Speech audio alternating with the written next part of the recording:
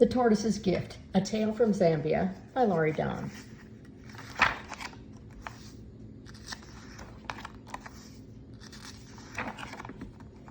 The Wonderful Tree. One hot, dry summer in Zambia, the rain stopped falling. Soon the river stopped flowing and the grass stopped growing, and soon the animals were very thirsty and very hungry. The old rabbit had heard stories about a wonderful tree in the middle of the forest. He told the other animals, when the rain stops falling, this wonderful tree grows every type of delicious fruit, so no animal is ever hungry or thirsty.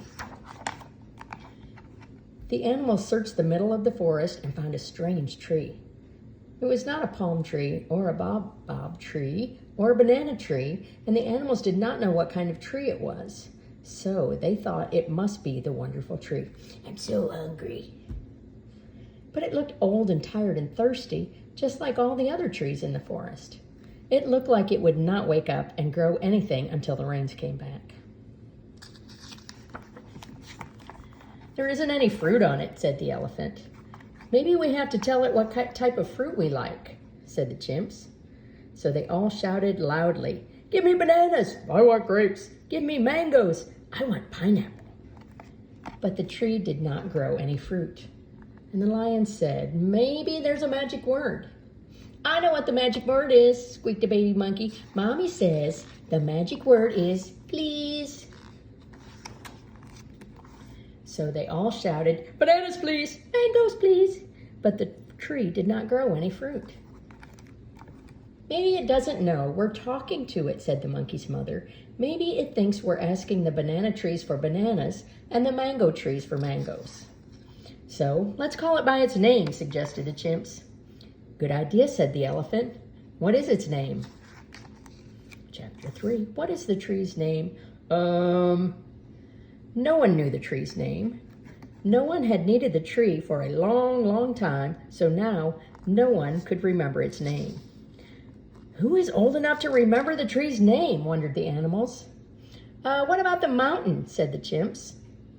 So they all looked up and saw the mountain beyond the forest, and it was pointing up at the sky. The mountain has been here longer than the grass or the trees. The mountain will know, they all agreed. But the mountain was on the other side of the grasslands. It was far away, and the animals were all tired and thirsty and hungry. Who will go and ask the mountain? They all wondered. The lion stepped forward. He said, I will go. I am the bravest, so I will go. But I want the first pick of the fruit when I bring back the name. The other animals all agreed that was fair. Me.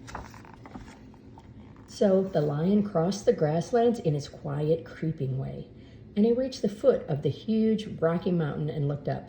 Mountain, can you please tell me the name of the wonderful tree in the middle of the forest, he asked. And the mountain rumbled, Awangalima. The lion bowed and he said, thank you, and he started back across the grasslands. The lion was very pleased with himself. What a famous hero he would be, and so brave. He would bring back the name of the tree. Then he would wake up the tree and feed all the animals. He reached the big red rock halfway across the grasslands, and he was so pleased with himself that he decided to stop for a nice big roar. He stood in the shadow of the rock, roaring his loudest, and he roared the name right out of his head. The lion went slowly back to the other animals, and they were waiting in a hungry circle around the tree.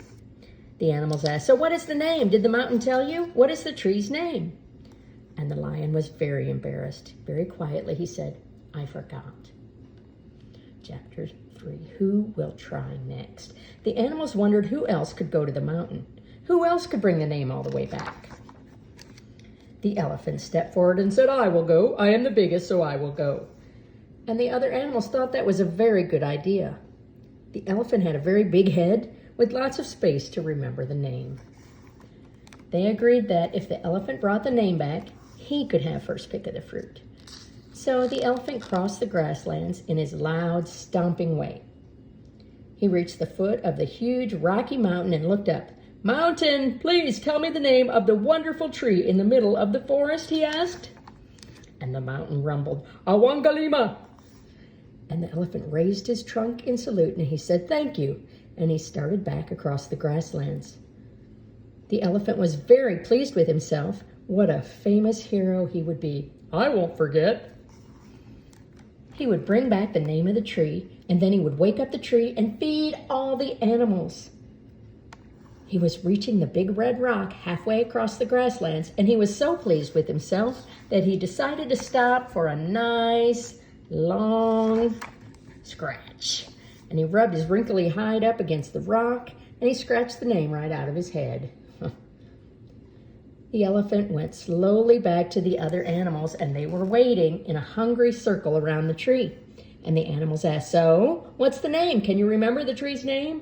And the elephant was embarrassed, and very quietly he said, "I forgot." Chapter 4, The Playful Chimps.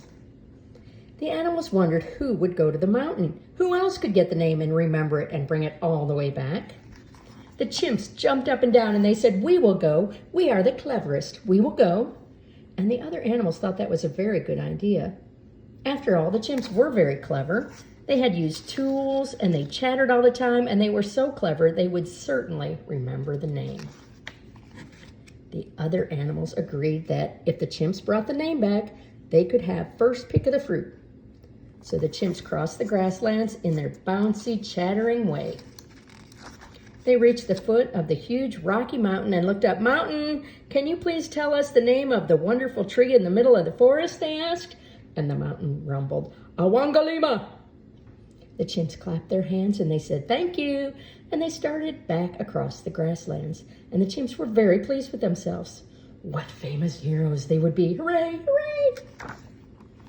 They would bring back the name of the tree, and then they would wake up the tree and feed all the animals. They reached the big red rock halfway across the grasslands, and they were so pleased with themselves that they decided to stop and have some fun. This is fun. They jumped off the rock and they tickled each other, and they tickled the name right out of their heads. The chimps went slowly back to the forest, and the other animals were waiting in a hungry circle around the tree. So the animals asked, "So, what's the name? Did you listen carefully? What is the tree's name?" The chimps were embarrassed, and very quietly they said, "We forgot. Sorry." Chapter 5, Slow and Steady. The animals stood hungry and thirsty around the wonderful tree. It still had not fed them, and they wondered who could bring back the name now. And a little voice said, "I will go." The animals looked up and they looked all around, but they couldn't see who had spoken. And the voice said again, "I will go." And the animals looked down, and it was the tortoise. "You can't go," said the animals. "You are too small and you are far too slow. You won't get the name, and even if you do, you'll never bring it back." But the tortoise said, "I will go." And he did, and he crossed the grasslands in his slow, steady way, one step at a time. And finally, he reached the foot of the huge rocky mountain and looked up and said, "Excuse me, mountain, can you please tell me the name of the wonderful tree in the middle of the forest?" he asked.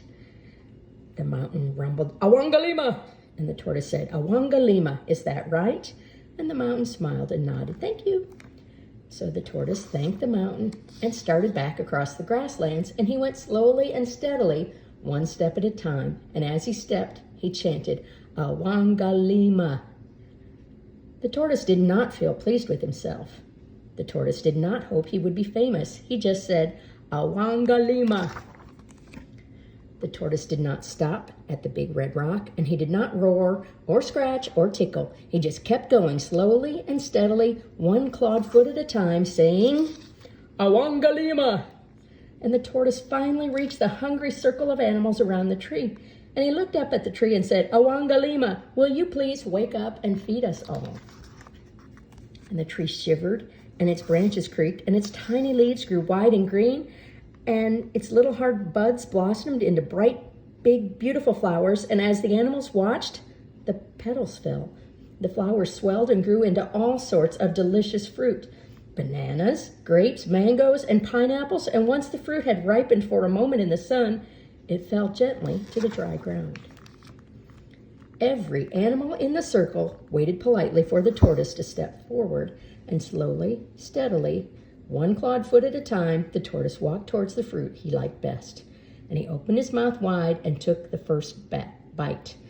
It was the most delicious, the most refreshing, the juiciest red grape he had ever tasted. The tortoise ate the whole bunch slowly and steadily, one red grape at a time. Yum!